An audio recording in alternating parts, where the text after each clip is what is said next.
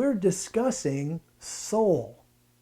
And it's so important that we remember that when it comes to soul, we're not going to be able to learn about it by studying it in a laboratory. Soul is an invisible, incorporeal substance in the category of spirit. And therefore, the only place that we're going to learn about it, the only place we're going to get true information about it, is from the Bible. And as we examine the scripture, what we see is that soul is a word, Hebrew nephesh, Greek suke, is a word with different meanings, just like we have different meanings for our word soul in English. But what we want to talk about is soul that is the life force in men and women and in animals. Because the difference between a living being and a dead being is the presence of soul. The mythology out around the world is that your soul is a singular unit, a thing maybe like a ghost. So here I have my body, and my body has a soul. And when my body dies, the soul migrates out. And if my soul could stand beside me, there'd be my body and there'd be my soul, and it would look like me, except that you could kind of see through it, I guess. In any case, that's the thesis that usually exists in most people's mind about soul, and that is not correct. When we examine the scripture, what we find is that the definition of soul we're thinking about, of nephesh and suke, is life force. And soul is the life force. It is what makes the difference between something being alive and something being dead. It doesn't have a shape or a form. It's not like a ghost. It's an energy, if you will. And it energizes. It makes things alive.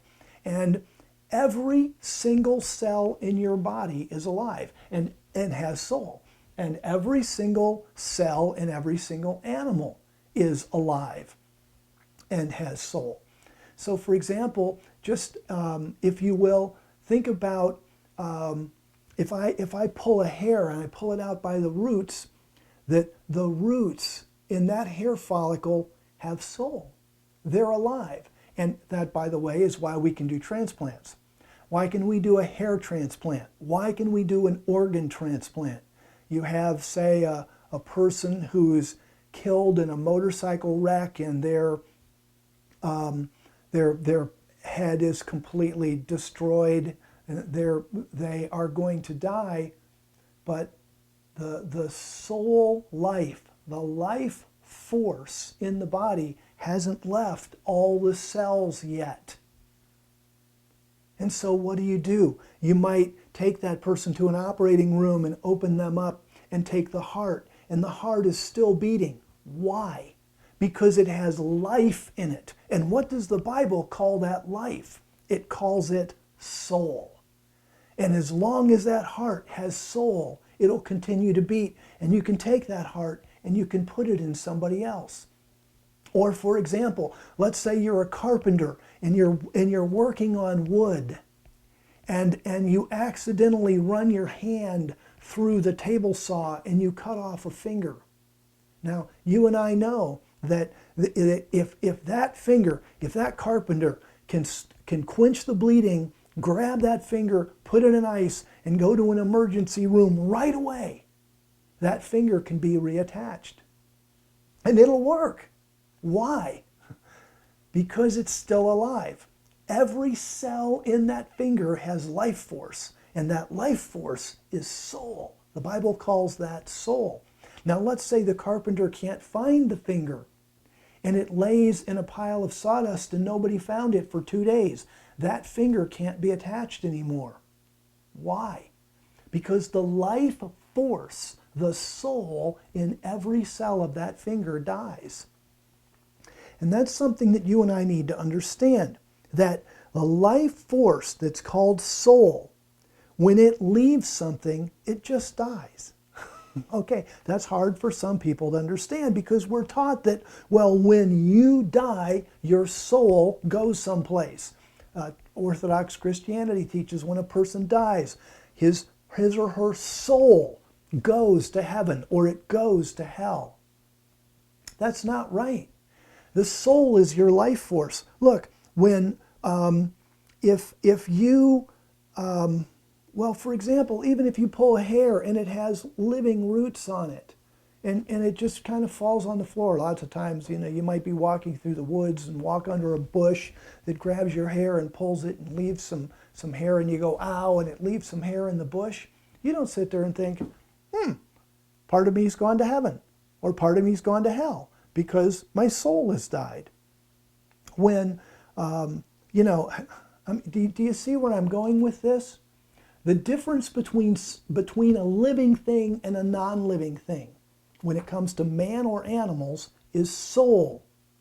When a male is having sexual intercourse with a female and ejaculates into her, and there are millions of sperm released. And those sperms, maybe you've seen the little videos, and they have their little tails, and the tails are wiggling, and they're swimming through the fluid. Now, why are they moving? Why are those tails moving? Because every single one of those sperms is alive. Every single one of those sperms has soul. What happens almost all the time? Millions of them die. Millions of those cells just die. Does anybody say, where does it go? It had soul, biblically. See, again, we've got to learn about this from the Bible, not mythology, not what we've learned through the church, ecumenical councils through the ages, but from the Bible. Where does the soul in that sperm that's dead go? It doesn't go anywhere. It just dies. You see, the myth is that because God created soul, it can't go away. And maybe you've heard, for example, of the phrase immortal soul. That's not in the Bible. Grab a concordance. Try to look it up. There's no such thing as the immortal soul. The soul is not immortal. The soul is the life force in the body. And as the cells in the body dies, that life force goes away. And that becomes very important, and it's massively important that we understand this. And by the way, we have material on this at Spirit and Truth Fellowship International. In fact, we have a whole seminar called Death and Resurrection to Life, because Christians have believed that the soul is like a ghost that lives in the body. That when the body dies, this ghost goes away. And because it's been taught that this ghost soul is immortal, it's been called the immortal soul. And people have said, well, when you die, your immortal soul has to go someplace, either to heaven or to hell. In fact, there's no verse of Scripture that says the soul is immortal. And when soul dies, it goes nowhere. It's just dead. If you are, it's the old 3 blind mice cut off their tail with a carving knife. If you cut off let's take a blue skink, who if you grab it by the tail, it drops its tail. The tail was alive. In a few hours, the tail will be dead. Nobody says, where's the tail go? It's just life, and it dies, and it's gone, and it's the same with you and me. If I cut off my finger accidentally and I can't find it, the life in my finger will die and it doesn't go anywhere. If I and my whole body am killed, for example, in a car wreck, the life in my body doesn't go anywhere either, any more than the life in my hair follicle goes somewhere, or the life in a cut off finger goes, or the life in a sperm cell of mine goes somewhere. It doesn't go anywhere. One of the concepts that you and I have to understand, if we're going to understand Christianity and understand the Bible, is that when God talks about soul and about life, it's the privilege of you and I to be animated by life, to be alive. That's a great privilege. And when we die, the animating force inside us doesn't go anywhere. It doesn't. We're just dead. And then we await the resurrection. People say, well, then how do we become alive again? Just like we were dead to begin with, and then there was life force that organized us into who we are now. God will speak to dead bodies in the grave, and He will give them life. and people will get up from the grave to be judged and then go into their future.